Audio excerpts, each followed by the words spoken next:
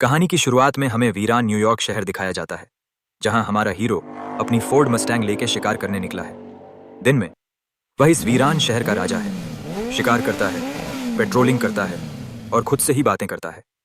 लेकिन रात होते ही उसे लोहे की खिड़कियां बंद करके छिपकर अपनी सांसें रोकनी पड़ती हैं, क्योंकि रात में जॉम्बीज का झुंड सड़कों पर तबाही मचा रहा होता है।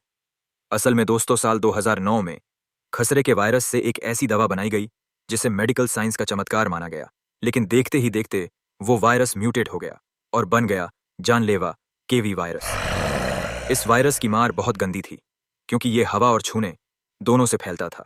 इसकी वजह से दुनिया की 90% आबादी खत्म हो गई। बाकी बचे 9% लोग डार्क सीकर्स बन गए, यानी ऐसे जीव जिन्हें धूप से नफरत थी और जो सिर्फ रात में निकलते थे। हमारा हीरो है नेविल। वो एक आर्मी कर्नल और टॉप क्लास का वायरोलॉजिस्ट है। साथ ही वो उन खुशनसीब 1% लोगों में से है जिनके शरीर पर इस वायरस का कोई असर नहीं होता। जब यह तबाही शुरू हुई तो न्यूयॉर्क को सील कर दिया गया। नेविल ने जैसे तैसे एक हेलीकॉप्टर का जुगाड़ किया ताकि अपनी फैमिली को बचा सके, लेकिन एक एक्सीडेंट में उसकी पत्नी और बेटी की मौत हो गई। अब इस सुनसान दुनिया में उसके पास सिर्फ उसका कुत्ता है। ताज़ा खाना मिलना अब नामुमकिन है, इसलिए नेविल को हर दिन शिकार पर निकलना पड़ता है। एक दिन उसे एक हिरण दिखा। जैसे ही वो गोली चलाने वाला था, एक शेरनी ने झपट्टा मारकर उसका शिकार छीन लिया। नेविल ने गुस्से में बंदूक तानी, पर तभी उसने देखा कि उस शेरनी के साथ एक शेर और उनका छोटा बच्चा भी था। उस नन्हे परिवार को देखकर नेविल का दिल भर गया और उसने बंदूक नीचे कर ली। आखिर इस उजड़ी हुई दुनिया में वो जानवर भी तो बस अपना घर बचा रहे थे। रात होने से पहले नेविल को हर हाल में घर पहुंचना होता है। उसका एक फिक्स रूटीन है, घर के बाहर पेट्रोल छिड़कना ताकि गंध छिप सके, और सूरज ढलने से पहले भारी लोहे के दरवाजे बंद करना। उसका पूरा घर एक अभेद्य किले जैसा है। अगली सुबह नेविल फिर से वही हार्ड ट्रेनिंग शुरू करता है। नेविल की हिम्मत उसकी लैब में छिपी है। वहां की दीवारों पर सालों का डेटा और एक्सपेरिमेंट लिखे हैं। उसका सिर्फ एक ही मकसद है, इंसानियत को फिर से जिंदा करना। वो दिन रात फेल हो रहे टेस्ट्स को दोहराता रहता है। एक दिन जब उसे लगा कि आज भी कुछ नहीं होगा, तभी एक एक्सपेरिमेंटल चूहे में सुधार दिखने लगा। उसे लगा कि शायद उसे वो फॉर्मूला मिल गया है जिसका उसे सालों से इंतजार था। उसे ह्यूमन ट्रायल के लिए एक ज़ॉम्बी डार्क सीकर को जिंदा पकड़ना था। इसके लिए उसने एक तगड़ा प्लान बनाया। खाली वक्त में अकेलेपन से बचने के लिए वो एक वीडियो स्टोर में जाता है। वहां कोई इंसान तो है नहीं, तो वो पुतलों से ही बातें करता है। वो एक पुतले को तो अपना खास दोस्त भी मान चुका है। सुनने में ये पागलपन लग सकता है, लेकिन इस सन्नाटे में खुद को संभाल कर रखने का यही एक तरीका है। दोपहर में वो अपनी जरूरत का सामान और खाने के लिए खेती करता है। नक्शे पर एक्स के निशान बताते हैं कि वो शहर का कोना कोना छान चुका है। हर रोज वो एक ही मैसेज रेडियो पर ब्रॉडकास्ट करता है। राम राम दोस्तों, मेरा नाम रॉबर्ट नेविल यादव है। मैं न्यूयॉर्क का सर्वाइवर हूँ। अगर कोई भी मुझे सुन रहा है तो मैं दोपहर में south street red light area पर मिलूंगा। मैं आपको खाना और सुरक्षा दे सकता हूँ। आप अकेले नहीं हैं। जय हिंद। एक दिन शिकार के दौरान उसका कुत्ता एक अंधेरी बिल्डिंग में घुस गया। बेचारा बहुत दिनों से भूखा था। नेविल जानता था कि वहां मौत छिपी हो सकती है, फिर भी वो अपने दोस्त को बचाने अंदर चला गया, क्योंकि उस कुत्ते के अलावा उसका इस दुनिया में कोई भी नहीं था। अंदर बहुत अंधेरा था। थोड़ा आगे जाते ही उसे चीखें सुनाई दी। उसे आगे खून के धब्बे दिखे। उसे वहां एक अधमरा हिरण दिखाई दिया, और फिर डार्क सीकर्स का एक पूरा झुंड मिला। आखिरकार टेबल के नीचे उसका कुत्ता जर्मन शेपर्ड मिल जाता है। जैसे ही कुत्ते को लेने आगे बढ़ा तो देखा कि उसकी आंखें पीछे की तरफ टिक गईं। नेविल को कुछ ठीक नहीं लगा। जैसे ही उन पीछे मुड़कर देखा, एक भयानक जॉम्बी दिखा। नेविल अपने कुत्ते के साथ पागलों की तरह भागने लगा और जॉम्बीज के साथ काली खिड़की से बाहर कूद गया, और धूप की वजह से जॉम्बी तुरंत जमीन पर घायल हो गया। इस घटना के बाद उसने एक जाल बिछाया और अपना खून चारे के तौर पर इस्तेमाल किया। एक फीमेल डार्क सीकर उस जाल में फंस गई। तभी अंधेरे से एक खूंखार डार्क सीकर निकला और नेविल पर ऐसे दहाड़ा जैसे वो उसे खा जाएगा। नेविल को समझ नहीं आया कि वो इतना गुस्से में क्यों है। वो उसे लेकर अपनी लैब में भाग आया। लैब में उसने नया सीरम उस फीमेल डार्क सीकर को दिया। शुरुआत में लगा कि वो ठीक हो रही है, लेकिन अचानक वो बेकाबू हो गई और सारे मॉनिटर बंद हो गए। नेविल का दिल टूट गया। एक और नाकामी। अगले दिन जब नेविल बाहर निकला तो उसने देखा कि उसका पसंदीदा पुतला अपनी जगह से हटकर स्टेशन के पास खड़ा था। वो चौंक गया। क्या ये कोई और इंसान है या उसका भ्रम? उसने डर के मारे उस पुतले पर गोली चला दी। तभी उसे एहसास हुआ कि ये एक जाल था। जो जाल उसने कल बिछाया था वही जाल आज उसके लिए बिछाया गया था। वो उल्टा लटक गया और सिर पर चोट लगने से बेहोश हो गया। जब घड़ी के अलार्म से आंख खुली तो सूरज ढल रहा था। उसने देखा कि वो उल्टा लटका है। फिर उसने पैर से चाकू निकाल रस्सी काटी, लेकिन घिरते ही चाकू उसके पैर में घुस गया और वो चल नहीं पा रहा था। तभी उसे अंधेरे में कुछ दिखा और उसका कुत्ता भौंकने लगा। तभी डार्क सीकर लीडर ने अपने खूंखार शिकारी कुत्ते नेविल पर छोड़ दिए। नेविल ने अपनी पूरी ताकत लगाकर पीछे हटने की कोशिश की। उस समय डूबते सूरज की आखिरी किरण एक लक्ष्मण रेखा की तरह थी, जो तेजी से गायब हो रही थी। नेविल अपनी कार से बंदूक निकालने के लिए लपका, लेकिन उसके पहुंचने से पहले ही उजाला पूरी तरह खत्म हो गया। इस समय विनिल को भी डर है कि कहीं मेरा कुत्ता मर न जाए, लेकिन यह जर्मन शेपर्ड बहुत वफादार है। जैसे ही अंधेरा हुआ, पहले शिकारी कुत्ते ने हमला कर दिया। नेविल ने बंदूक हाथ लगते ही एक कुत्ते को मार गिराया और फिर दूसरे को भी ढेर कर दिया।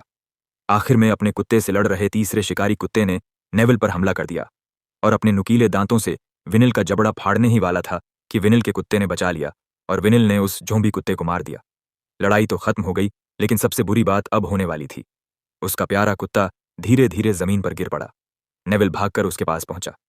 उसकी सांसें बहुत कमजोर हो चुकी थीं। नेविल को पता था कि वह खुद तो इस वायरस से सुरक्षित है, लेकिन उसका कुत्ता नहीं।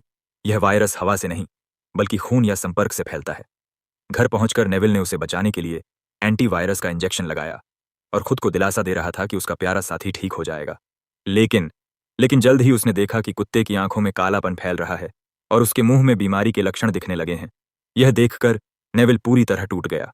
उसे एक बेहद दर्दनाक फैसला लेना पड़ा।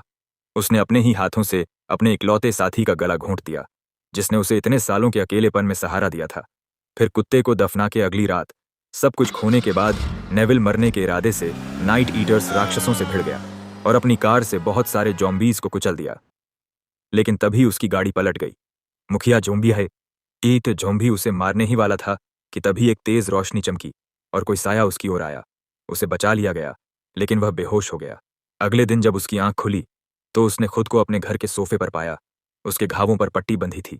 उसे याद आया कि किसी अजनबी ने उसे बचाया था। घर में उसे एक महिला ऐना और एक बच्चा मिले। वो पिछले 3 सालों बाद आज इंसान देख रहा है। ऐना मज़े से मैगी बना के अपने बच्चे को खिला रही थी और ऐना ने बताया कि उसने रेडियो पर नेविल का संदेश सुना था और वह सदैव सेफ जोन जा रही है। नेविल को पहले तो यकीन नहीं हुआ और वह गुस्से में चिल्लाया कि कोई सुरक्षित जगह नहीं बची है, लेकिन बाद में उसने उन्हें अपनी लैब दिखाई। वहां उसने देखा कि जिस संक्रमित महिला पर वह प्रयोग कर रहा था, तब ऐना उसे समझाती है कि तुम क्यों फालतू ज़ॉम्बीज़ को मार रहे हो। वो खुश है अपनी लाइफ में और तुम हो कि फालतू के एक्सपेरिमेंट करके बेचारों को मारे जा रही हो। रात होने पर वो बाहर पेट्रोल छिड़कना भूल गया, जिस कारण ज़ॉम्बीज़ को उनके घर के बारे में पता चल गया। जब बाहर कुछ हलचल महसूस हुई तो उसने ऐना को बच्चे के साथ सुरक्षित छुपने का इशारा किया। अब बाहर पूरा ज़ॉम्बीज़ का कबीला आ चुका था।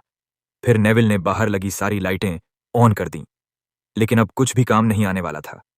फिर नेविल ने बाहर लगाए सारे बॉम्ब को एक्टिवेट करके ब्लास्ट कर दिया, जिससे बहुत सारे ज़ॉम्बीज़ मर गए। फिर जब वो ऊपर ऐना को ढूंढने जाता है, तब उस पर किंग ज़ॉम्बी हमला कर देता है और मुंह से पकड़ के फेंक देता है और जोर से चिल्लाता है। फिर नेविल पेचकश को ज़ॉम्बी के शरीर में घुसा देता है, लेकिन उस पर कोई असर नहीं होता है। फिर किंग ज़ॉम्बी उसे सीढ़ियों से नीचे फेंक देता है। फिर नेविल के हाथ में बंदूक आ जाती है, लेकिन किंग ज़ॉम्बी चालाकी दिखा के छिप जाता है। फिर नेविल टैंक ब्लास्ट करता है, लेकिन किंग ज़ॉम्बी जल्दी जल्दी बच के खिड़की से भाग जाता है। फिर जब नेविल ऐना को देखने जाता है, तब उसे ज़ॉम्बी दिखता है और टेबल के नीचे ऐना बच्चे के साथ छुपी होती है। फिर नेविल एक्शन के साथ गन उठा के उस ज़ॉम्बी को मार देता है, लेकिन दूसरी ओर किंग ज़ॉम्बी अपने गैंग वाले और बंदों को लेके आ जाता है। सारे ज़ॉम्बीज़ घर की छत तोड़ के अंदर घुस जाते हैं। नेविल लेब में जाके देखता है कि लेडी ज़ॉम्बी अब धीरे धीरे इंसान बन रही है, लेकिन तभी सारे ज़ॉम्बीज़ एक साथ लेब में घुस जाते हैं। तब नेविल बोलता कि अबे सालों रुक जाओ, मैं तुम सबको वापस इंसान बनाऊंगा। लेकिन ज़ॉम्बीज़ को कहाँ फर्क पड़ने वाला। फिर एंट्री होती है किंग ज़ॉम्बी की। वह अपना सर जोर जोर से कांच पर लगातार मारता जाता है और कांच टूट जाता है। उस पल नेविल ने कांच के पार खड़े किंग ज़ॉम्बी को देखा। उसका दिमाग सुन्न था। किंग ज़ॉम्बी अब पागल नहीं लग रहा था, बल्कि उसकी आंखों में एक अजीब सी तड़प थी, जैसे वह कुछ मांग रहा हो। तभी कांच पर जमी भाप में एक तितली की आकृति उभरी। नेविल ने उसे देखा और फिर उसका ध्यान उस लेडी ज़ॉम्बी के कंधे पर बने तितली के टैटू पर गया। बिजली की तरह उसे सच का एहसास हुआ। नेविल ने धीरे से अपने हाथ ऊपर किए और अपनी गन नीचे रख दी। वह मुड़ा और बिना डरे उस क्वीन के हाथ में लगा इंजेक्शन निकाल दिया। उसने एना से कहा, दरवाजा खोलो। एना सहमी हुई थी। उसे नेविल का पागलपन समझ नहीं आ रहा था, फिर भी उसने बात मान ली। बिछड़े हुओं का मिलन उस बुद्धिमान राजा ने कुछ पल नेविल को घूर कर देखा, फिर उसकी नजरें अपनी पत्नी पर ठहर गईं। वह तुरंत उसके पास पहुंचा। उसे तड़पते देख नेविल ने मदद की और एक इंजेक्शन लगाया और रानी को होश आ गया। राजा ने झुककर अपना माथा रानी के माथे से छुआया। कोई शोर नहीं, कोई चीख नहीं, बस दो रूहों का मिलन। रानी ने कांपते हाथों से राजा का सिर सहलाया। उन दोनों की धड़कनें एक हो चुकी थीं। राजा ने अपने कबीले को वापस लौटने का इशारा किया। अब नेविल को अपनी गलती का एहसास हो गया। ये जानवर नहीं हैं, इनके पास दिमाग है, जज्बात हैं और अपनों के लिए बेइंतहा प्यार भी। और वो भी अब एना के साथ सेफ जोन चला गया। तो दोस्तों, कैसी लगी हमारी वीडियो? नया नया चैनल है, प्लीज़ अगर अच्छी लगी तो थोड़ा सपोर्ट दिखाओ और लाइक, शेयर और सब्सक्राइब ज़रूर करना। मिलते हैं फिर अगले वीडियो में।